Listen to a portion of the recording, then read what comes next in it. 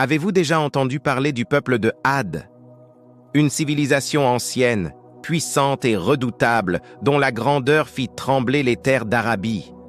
Avant d'entrer dans cette histoire, abonnez-vous à la chaîne et activez la cloche pour ne manquer aucune de nos futures vidéos, car ce récit, mentionné à plusieurs reprises dans le Coran, est une leçon éternelle sur la puissance d'Allah et le destin de ceux qui s'écartent de son chemin. Tout commença bien après le déluge du prophète Noé, alayhi salam, lorsque les descendants de son fils Sam se répandirent sur la péninsule arabique. Parmi eux naquit une communauté d'une force inégalée, le peuple de Had.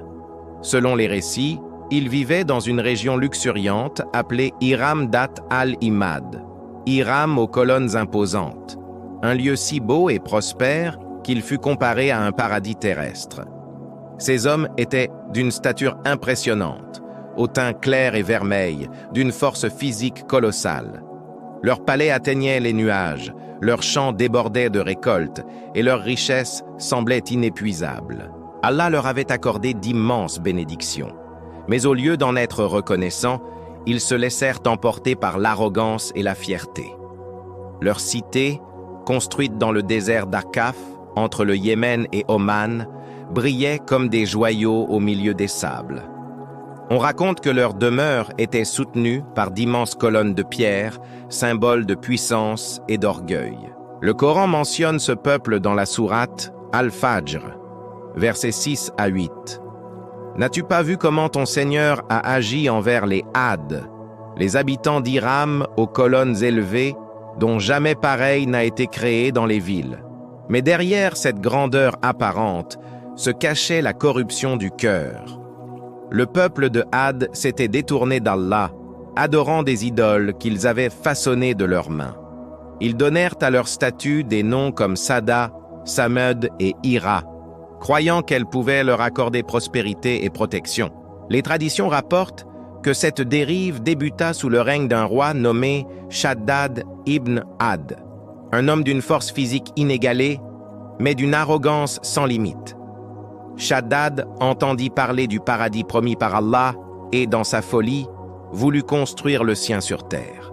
Pendant des siècles, il fit ériger une cité splendide, avec des palais d'or et d'argent, des rivières artificielles et des jardins luxuriants. Ce lieu fut appelé Jannat al-Ard, le paradis terrestre. Il pensait ainsi rivaliser avec la création d'Allah. Mais au moment où il s'apprêtait à y entrer, Allah fit descendre un châtiment soudain. La terre se déchira, et Shaddad, avec tout son peuple, fut englouti. Cette histoire, rapportée dans le Tafsir Ibn Kathir et d'autres exégèses, rappelle que nul, si fort soit-il, ne peut défier la puissance d'Allah. Les ruines d'Iram furent ensevelies sous les sables pendant des millénaires, au point que certains crurent qu'il ne s'agissait que d'une légende. Mais Allah, dans sa sagesse, fit de cette cité disparue un signe pour les générations futures, un rappel que la puissance humaine ne dure que le temps qu'il le permet. Après la destruction du tyran Shaddad, Allah accorda encore du temps aux descendants du peuple de Had. Leur territoire, vaste et fertile, s'étendait sur les plaines d'Akaf, bordées de montagnes et de dunes dorées. Les vents doux y apportaient autrefois la prospérité, mais leur orgueil grandissait à mesure que leur richesse augmentait. Ils pensaient être invincibles, oubliant que c'est Allah, le Très-Haut, qui donne et reprend selon sa volonté. Pour les ramener vers la droiture, Allah choisit parmi eux un homme noble, d'une lignée pure et d'un caractère irréprochable, Hud alayhi salam. Il fut envoyé comme prophète au peuple de Had pour les appeler à l'adoration du Dieu unique. Dans le Coran, Allah dit dans la sourate Al-A'raf, versets 65 à 68, « Et ô Had, nous avons envoyé leur frère Hud qui leur dit, « Ô mon peuple, adorez Allah, vous n'avez pas d'autre divinité que lui. Ne craignez-vous donc pas ?» Hud, alayhi salam, leur rappela les bienfaits d'Allah, leurs terres fertiles, leurs demeures imposantes, leurs troupeaux innombrables. Il les exhorta à se repentir, à abandonner les idoles et à revenir vers leur Créateur. Mais les notables du peuple se moquèrent de lui. Ils dirent, comme le rapporte la sourate Al-Ahqaf, verset 11, « Nous ne croyons pas en ce que tu dis. Nous pensons que certains de nos dieux t'ont frappé de folie. » Leur arrogance les aveuglait et leur cœur s'était endurci. Hud, alayhi salam, leur répondit avec sagesse et patience. « Je prends Allah à témoin, et vous aussi, que je désavoue ce que vous associez à Allah. Rusez donc tous contre moi, sans délai. Je place ma confiance en Allah, mon Seigneur et le vôtre. » Sourate Hud, versets 54-56. Malgré ces paroles pleines de raison, la majorité du peuple rejeta son message, préférant suivre les traditions de leurs ancêtres idolâtres. Les années passèrent. Hud, alayhi salam, continua à les avertir. « Ô mon peuple, demandez pardon à votre Seigneur et repentez-vous devant lui. Il fera tomber sur vous du ciel des pluies abondantes et ajoutera force à votre force. Mais ne vous détournez pas en criminels. » Sourate Hud, verset 52. Pourtant, les cœurs restèrent fermés et la foi ne trouva refuge que dans quelques âmes humbles qui reconnurent la vérité. Alors Allah retira progressivement sa miséricorde. Les nuages cessèrent d'apporter la pluie, les rivières se tarirent et les champs verdoyants devinrent arides. 3 années passèrent sans une goutte d'eau. Les puissants devinrent impuissants et la sécheresse fit trembler toute la tribu. Mais même face à la famine, ils refusèrent de se tourner sincèrement vers Allah, préférant chercher secours auprès de leurs idoles inertes. Voyant leur détresse, Hud, alayhi salam, les supplia à nouveau de se repentir et d'invoquer leur Seigneur, mais ils répondirent avec mépris, « Qu'est-ce que ton Seigneur pourrait nous faire? Nous sommes plus forts et plus riches que toi. » Leurs palais, leurs richesses et leurs armes leur donnaient l'illusion que rien ne pouvait les atteindre. Ainsi, leur orgueil devint la cause de leur ruine, car Allah ne guide pas les injustes. Face à la sécheresse persistante et à la famine qui frappait leur terre, Hud, alayhi salam, envoya une délégation de fidèles jusqu'à la Mecque, la ville sacrée, pour invoquer Allah et demander la pluie. Cette mission avait pour but de montrer au peuple de Had la puissance du Créateur et de leur rappeler que la survie dépend uniquement de lui. Les fidèles prièrent avec humilité, invoquant le Seigneur des mondes et implorant sa miséricorde infinie. Allah, dans sa sagesse, envoya alors des nuages sombres et lourds sur la région. Les habitants, voyant ces nuages pour la première fois depuis des années, furent d'abord émerveillés. Mais les puissants et les dirigeants arrogants virent dans ces nuages une menace ou un simple hasard. Leur arrogance les empêcha de comprendre qu'il s'agissait là d'un signe divin.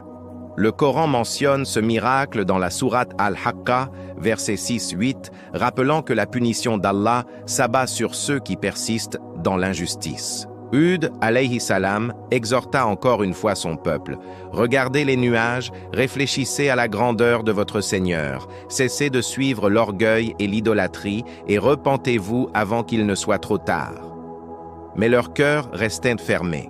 Ils attribuèrent la pluie aux éléments et non à Allah, montrant ainsi leur mécréance et leur aveuglement spirituel. Le roi Shaddad, symbole de leur arrogance et de leur folie de grandeur, continua à se croire maître de la terre. Il pensait pouvoir rivaliser avec la création d'Allah en érigeant son paradis terrestre, persuadé qu'aucun châtiment ne pourrait l'atteindre.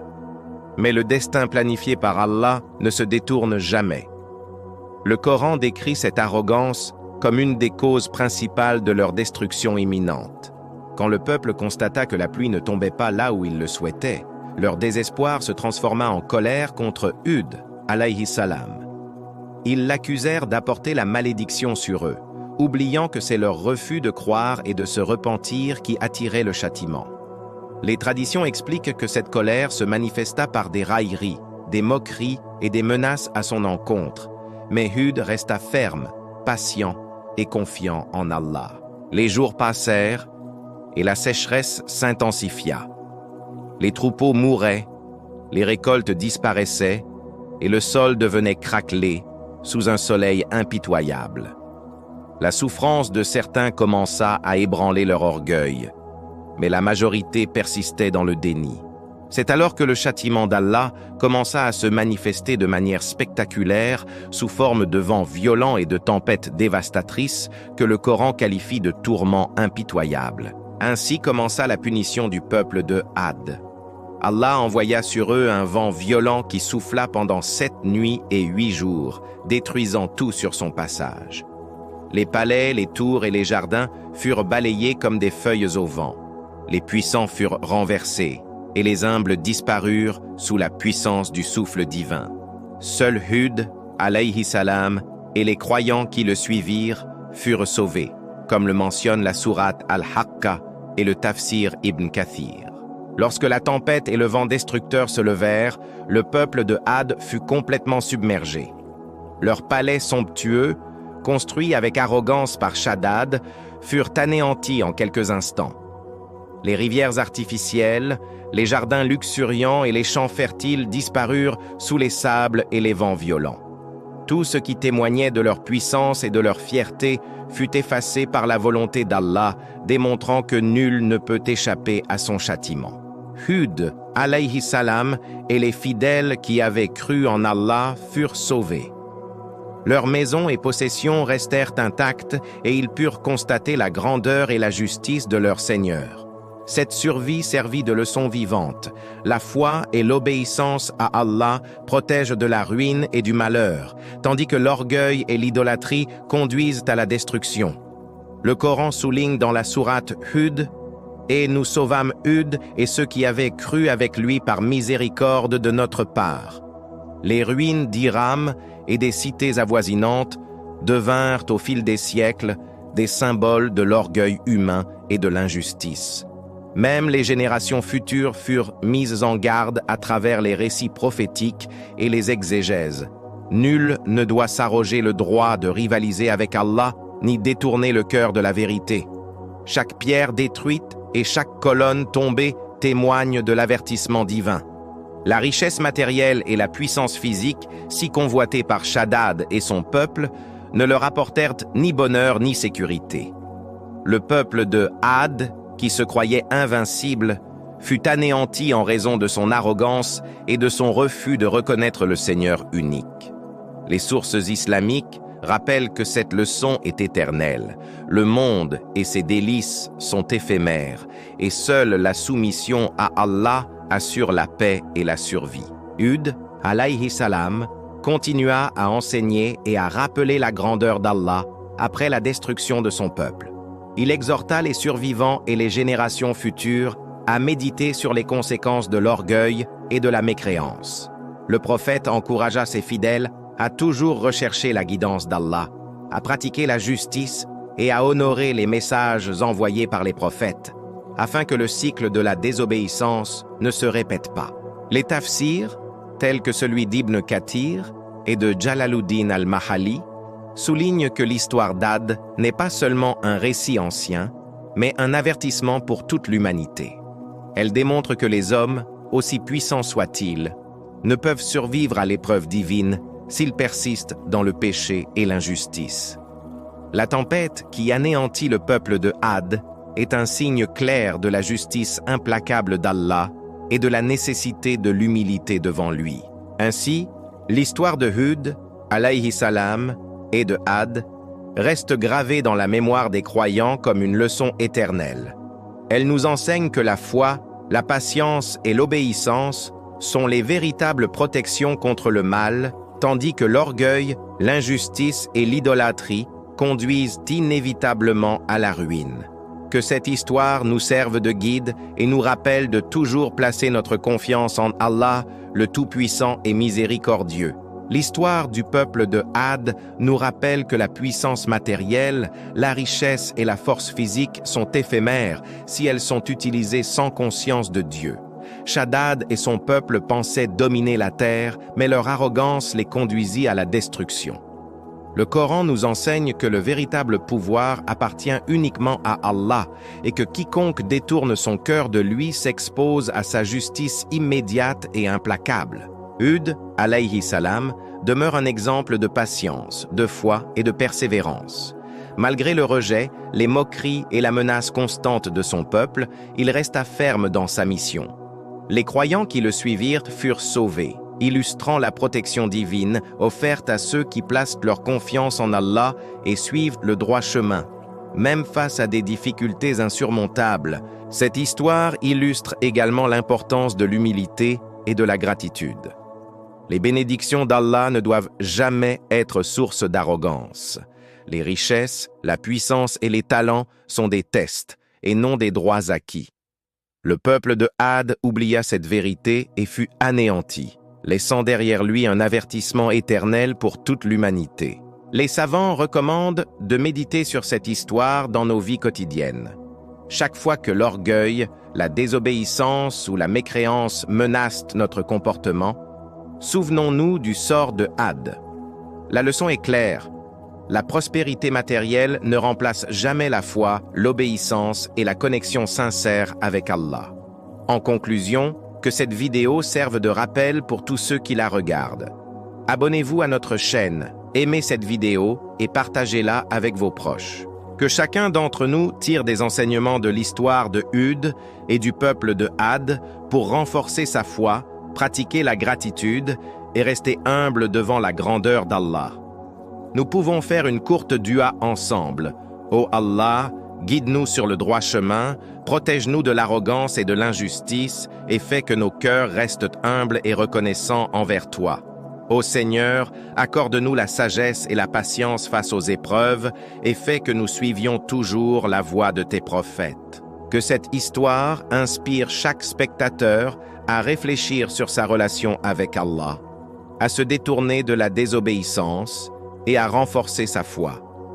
Le peuple de Had est un rappel éternel que seul Allah détient le pouvoir ultime et que l'humilité, la foi et l'obéissance sont les clés pour réussir dans ce monde et dans l'au-delà.